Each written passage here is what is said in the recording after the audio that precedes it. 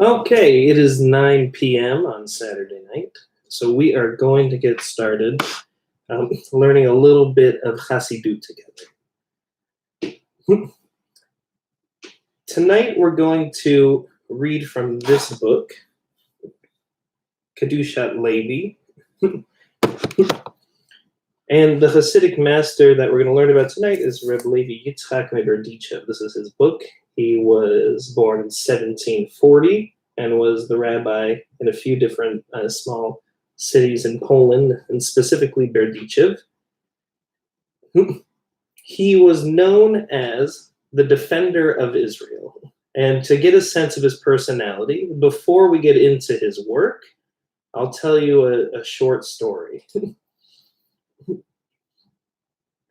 So it's said about Rabbi Levi Yitzchak Meberdichev that one time he saw a Jew who was smoking on Shabbat. And he said to that Jew, "Perhaps you forgot that today is Shabbat." "No, Rabbi," said that Jew. "I know it's Shabbat." And so then Rabbi Levi Yitzchak said, "Well, perhaps you did not realize that you are smoking." And then that Jew responded saying, No, how could I not know that I was smoking?" And so then Rabbi Levi Yitzchak said, "Well, maybe you never learned that it's forbidden to smoke on Shabbat." "Of course I knew it's forbidden to smoke on Shabbat," said that Jew back to Rabbi Levi Yitzchak. And at that point, Levi Yitzchak reached his arms toward heaven and called out, "Ribono shel olam, master of the world, who is like your people Israel? Even when I gave this Jew every opportunity to lie and somehow mitigate his offense, he refused to do so. Where is such scrupulous honesty to be found?" That's the kind of personality we're talking about tonight. We're going to read a little bit from his book, and if you want to follow along on Sefaria, there's actually this text. It's in Hebrew, but I'll be reading it in the Hebrew and translating, so you can follow along if you'd like to using that text. We're going to look at two different commentaries of his on Pesach, specifically on two different parts from the Haggadah. The first is the line Halach Ma'anya, when someone holds up the matzah and says, "This is the bread of affliction," and the second is going to be the four questions. So we'll start together. So this is again from the Kedushat Levi. This is his book, the Levi Yitzchak Meberdichev. So he says, "Halach ma'anya di'achalu." This is the bread of affliction that our ancestors ate. V'yavo ar bazeh ma'amar chazal. And it's explained in this what our rabbi said. This is from the Talmud. Bizman she Yisrael osin retzono shel makom. When the children of Israel do the will of God, nikraim banim, they're called children. Okeshe'ein osin retzono shel makom. And when they don't do God's will, nikraim avadim, they are called slaves. Lichaor, and it seems from this, eino muvan. This doesn't make sense, he says. Keshe'ein osin retzono shel makom, chas v'shalom, hem rashayim chas v'shalom. He says, when they don't do God's will, should they be considered evil in any way? No. So this text must be about something other than them doing or not doing God's will. So he says, Hanire, so it seems to me,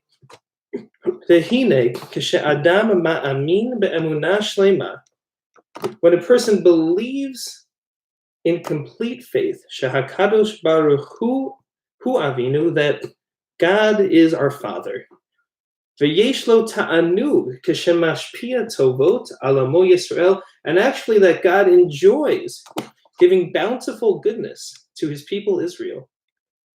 Ka'asher hayochelet beyado l'teit tovot l'chol ha'olamo, because surely God is the one who gives goodness to in every world. It says, as ha'adam eno chaser klum. At that point, one misses nothing.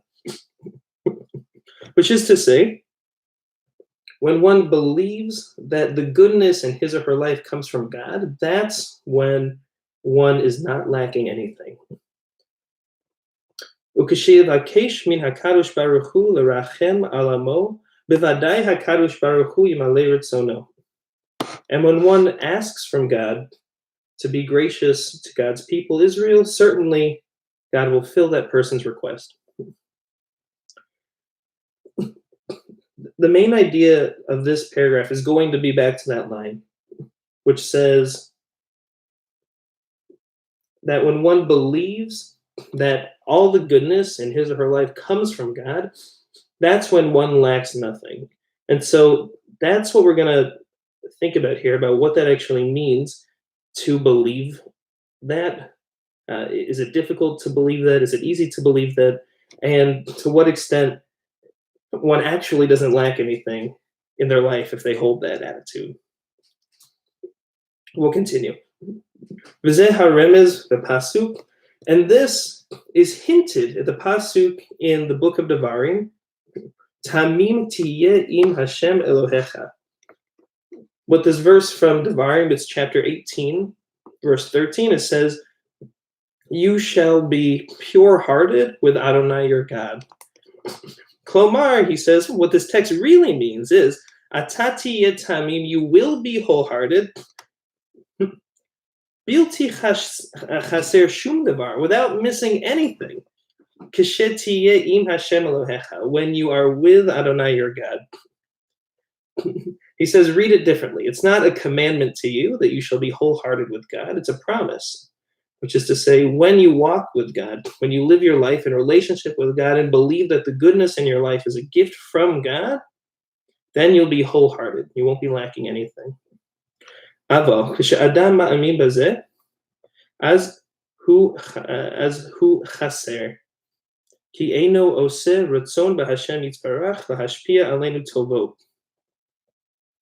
But when one does not believe this, when one doesn't believe that goodness which one experiences in life comes from God, then that person is lacking something. And this is what is hinted to. He says in the words, halach ma'anya, this is the bread of affliction. Ki Yisrael b'Mitzrayim hayu b'bchinat katana, because in Egypt, the Israelites had a limited outlook on life. They did not understand God. They did not believe that the goodness they experienced came from God. I mean, they had very little goodness, to thank God for in the first place. And that which they did, perhaps they thought it came from themselves. Perhaps they thought it came from another person, a human being, instead of from God. Zeh lachma anya. This is the bread of affliction. Va'al ramzu chachmeinu. And on this, our sages hinted, zichronam livracha, when they called matzah lechem oni, the bread of a pauper. Because madar koshel oni, he says, what is the way of a pauper? Bifrusa. Ki bifrusa hu lashon chisaron, with a slice. He's saying a pauper does not get something whole, he just gets a piece of something. Like when we break the middle matzah and we hold it up and we say, this is the bread of affliction, which is to say it's missing. Something on this is missing. And he says, the reason it's the bread of affliction is not because we didn't have time for it to bake when we were leaving Egypt. It's because this is the bread that we ate in Egypt. This is the bread that implies that in Egypt, we did not believe that the goodness in our lives came from God. And now we have the ability and the goodness, being free, to attribute that to God and to build our relationship with God through those good things in our life. It's very often that we're so quick to blame God for the bad things in our life. God, how could you have done this to me? That kind of attitude. But we take the good things for granted. The fact that we have homes, the fact that we have clean clothes to wear. If there's a moment in our life or a small blessing that we can attribute to God, it's through that we can build our relationship with God, says the Kedusha Levi. Okay, we're going to go to a second text now. This is on the 4 questions. He says, Bepesach shoel haben ma nishtana. On Passover, a child asks, ma nishtana, why is this night different from all other nights? V'lama davka shoel haben b'Pesach ve'enu shoel b'Sukkot ma nishtanat. But why specifically does a child ask this on Passover and not on Sukkot? I mean, surely a meal in the sukkah is different enough where a kid could ask one's parent, why is this night different from all other nights? Why are we actually commanded to ask that on Passover and not on another holiday? And now he's going to go a little bit into a debate in the Talmud, which talks about the difference between Sukkot and the month of Tishrei, in which Sukkot falls, and Passover. He says, Haklal. This is a general principle. Kigesh plukta b'Gemara. There is an argument in the Gemara. Chad Amar, there's one rabbi who says, B'Nisan nivra ha'olam, that the world was created in the month of Nisan, in the month of Passover. V'chad Amar, and there's a different rabbi who says, B'Tishrei nivra ha'olam, the world was actually created in Tishrei, that's the month of Sukkot. V'hine, yesh shnei hanhagot hakadosh baruch hu manhig ha'olam. And this teaches, the Kedusha Levi says that there's two ways that God runs the world. Ha'achad, so the first one, shehakadosh baruch hu manhig olamo betuvo v'chasdo hagado. The first one, that God runs the world with goodness and with great grace, a general kind of goodness toward the whole world. That one would, of course, be Sukkot, which is more universal. Sukkot is a universal holiday. But the second way that God runs the world is Hakadosh Baruch Hu Manchi et Olam Al Yadei Tiferet Yisrael. That God runs the world in accordance with the glory of Israel. So not necessarily, with an eye toward the general goodness, but an eye instead toward the welfare of Israel. Shehakadosh Baruch Hu mitpaer atzmo im amo Yisrael ve'oser rotzonam lahashpia lehem tobot kasher yivakshu milfanav. That God glorifies God's self through the children of Israel and does their will to give them abounding goodness as they request. So two ways that God runs the world according to Rabbi Levi Yitzchak's read of the Talmud, which is the first one is there's a general goodness that God has an eye toward the welfare of the entire world, and the second is that actually God runs the world in a more limited sense, where through the welfare of Israel, God's reputation is uplifted, and so God takes extra care for Israel. And this is a debate in the Talmud, he points out.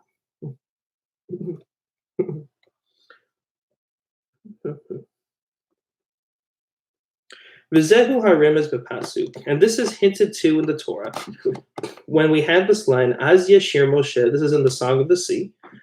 Az Yashir Moshe, by the way, in Exodus chapter 16, verse 1, if you wanted to look at it. It says, Az Yashir Moshe uvnei Yisrael et hashira hazot ladonai v'yomru le'mor. Thus, the children of Israel sang the song to God, and then at the end of the pasuk, it says, v'yomru le'mor, and they said it as follows. Listen to how Levi Yitzchak reads that line. He says, Zeh hashirat atzma shar va'amar Hashem. Ki hakadosh baruch hu manchi et ha'olam al yedei tiferet Yisrael. Zeh mimalei ritzonam v'chetzam kasher yomru Yisrael ken yomar Hashem. Which is to say, that when Israel sang that song, God also sang along with them. The words that Israel were saying, in the same way that when Israel asks for a prayer, asks for a blessing, God gives it to them according to the way that God would run the world in the month of Nisan in accordance with the will of the children of Israel. He says, you can look at that pasuk that says, Vayomru le'mor, when Israel sang a song, when Israel praised, Vayomru, they sang it, which is to say God and Israel sang it. They sang it together. V'zeu haremes b'Gemara, and this is hinted to in the Talmud, where Chad Amar b'Nisan nivra ha'olam. For the one who says that the world was created in Nisan, ki b'Nisan hu hanhaga shehakadosh baruch hu manchig et ha'olam ayodei tiferet Yisrael. Because in Nisan, this is the month where God runs the world in accordance with the welfare of Israel, with the beauty of Israel. L'kach hayu lahem leYisrael nisim v'niflaot gedolot b'zeh hachodesh. Therefore, it's in this month that Israel experiences their miracles. That's why the Exodus took place in Nisan, because Nisan is an auspicious month for the children of Israel as far as their well-being, as far as actually God granting their blessings that they ask for. V'chadamar b'tishrei nivra ha'olam, zeu hanhaga shehakadosh baruch hu manhig ha'olam b'chasto hagadol. And the one who says that the world's created in Tishrei, this is the month where God runs the world in accordance with the general welfare of the world. V'nimtza elu ve'eru elu divrei Elohim chayim. And it's found that both of these are the words of the living God, so neither is wrong. But it's just sometimes the world is run this way, sometimes the world is run the other way. V'zeu haremez shehaben shoel b'Pesach. But this is a hint of why we, back to the question of why a child asks Manish Tana on Pesach. Why do we ask, why is this night different from all other nights on Passover? Ki be'emet zeh shehakadosh baruch hu manhig olamo al yadei tiferet Yisrael. Because this is the month that God runs the world in accordance with the beauty and welfare of Israel.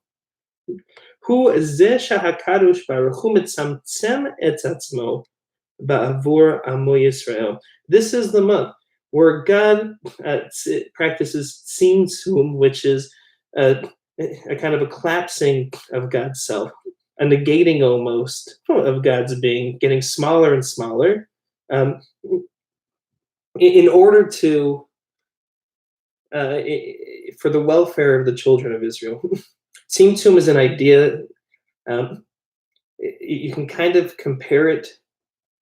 This comes from a good friend of mine, Rabbi Adam Rosenthal, who I think explains tzimtzum the most clearly, which is, it's this idea that God is like a nuclear power plant. And if you have a light bulb and you want to power the light bulb, if you plug it into the nuclear power plant, then the light bulb is going to explode. It's too much electricity. So what do? You set up a whole series of transformers where the first one takes all that electricity and it lowers it a little bit. And then the next one, takes that much and lowers that, and then lowers that, and then lowers that, until you have enough electricity that it's still powerful enough to actually power this light bulb, but it doesn't make it explode. That's tzimtzum, where you have this, intense, almost ungraspable sense of godliness that's beyond comprehension. And then tzimtzum is when that contracts and it's smaller and it's actually accessible. So God does this in the month of Nisan with God's will. So in the month of Nisan, the children of Israel can pray and ask God for whatever they're requesting, and God will grant it. Of course, to a limited extent, but God actually negates God's own will for the children of Israel in the month of Nisan.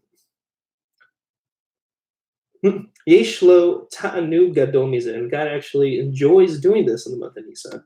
Ubazeh memale ratzonam v'chetzam, and in God's tzimtzum, the desires of Israel are filled. And so we do a kind of, we symbolize this that's happening in the month of Nisan when a child asks his parent, Ma nishtana? Ki sechel ha'av gadol mi sechel haben, because a parent is smarter than a child, has a much broader, is much wiser, has much more knowledge than a child. Rak la'ahavat ha'av lahaben mitzamtzem atzmo ha'av lahashiv tshuva al kushiyot haben. And it's only because a parent loves his child so much that he kind of brings himself or herself down to the level of the child to answer their questions. Where an adult, you would think, might not do that. You might want harder questions. You might want a more compelling conversation. Here, one's actually obligated. The child is obligated to ask the parent, why is this night different? And the parent is obligated to answer the child and to bring him or herself down to the level of a child's knowledge level in order to symbolize God negating God's own will and coming down to the level of our holiness, which is much lower than God's level. Hula dugma hanis karla. This is to give an example of what I mentioned earlier. Shahakadosh Baruch Hu mitzamtzem atzmo b'midot Yisrael l'hitzpa'er imahem v'asot ritzonam. That just this act of the parent answering the child is a symbol of what's going on in the cosmos, which is this is the month that God contracts God's own will, God's own level of holiness, in order to come down and live and raise up the children of Israel in the same way that a parent on Passover answers that child's question and takes his or her level of knowledge and using it raises up their child. And so here, it's not what I love about this is it's not the content of the questions that's important. Here, it's just the fact that the child asks the question on Passover symbolizes the significance of the holiday and the significance of the season. So with that, Shavua Tov, and I hope that this is going to uplift your Seder a little bit too. Next week, I think we'll look at more of the Kedushat Levi, and looking forward to that. Shavua Tov.